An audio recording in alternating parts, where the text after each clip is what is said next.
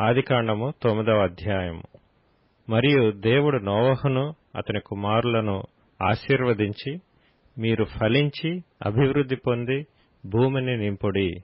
మీ భయమును మీ బెదరును అడవి జంతువులన్నిటికిని, ఆకాశ పక్షులన్నిటికిని, నేల మీద ప్రాకు ప్రతి పురుగుకును, సముద్రపు చేపలన్నిటికిని కలుగును.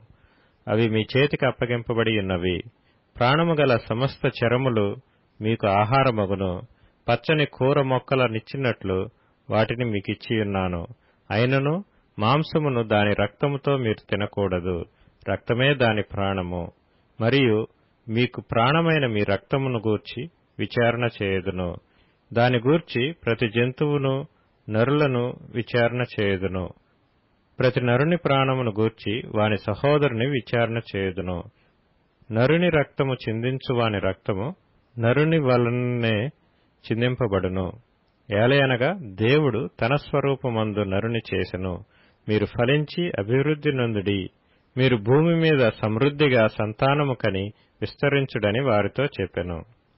మరియు దేవుడు నోవహు అతని కుమారులతో, ఇదిగో, నేను మీతోనూ మీ తదనంతరము మీ సంతానముతోనూ మీతో కూడానున్న ప్రతి జీవితోనూ, పక్షులేమి పశువులేమి, మీతో కూడా సమస్తమైన భూజంతువులేమి, ఓడలో నుండి బయటకు వచ్చిన సమస్త భూజంతువులతోనూ నా నిబంధన స్థిరపరచుచున్నాను.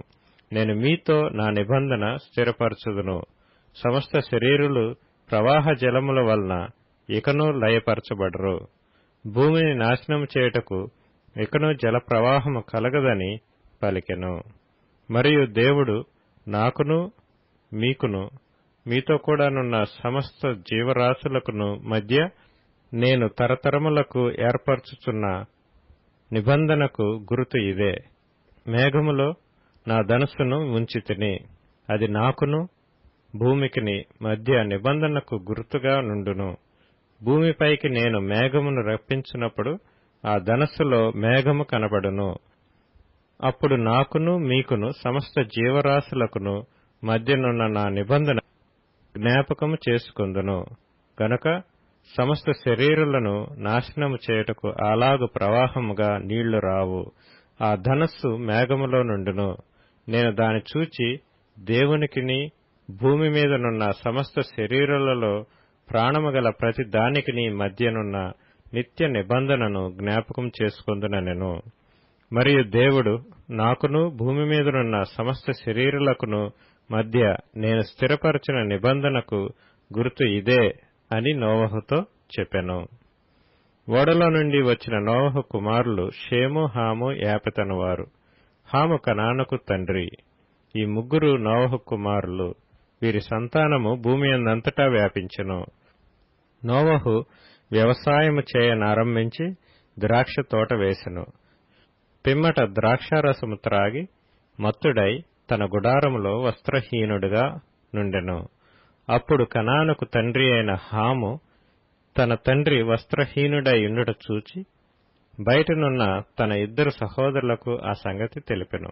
అప్పుడు షేమును, యాపెతును వస్త్రమొకటి తీసుకొని తమ ఇద్దరి భుజముల మీద వేసుకొని వెనుకకు నడిచి వెళ్లి తమ తండ్రి దిశములను కప్పిరి.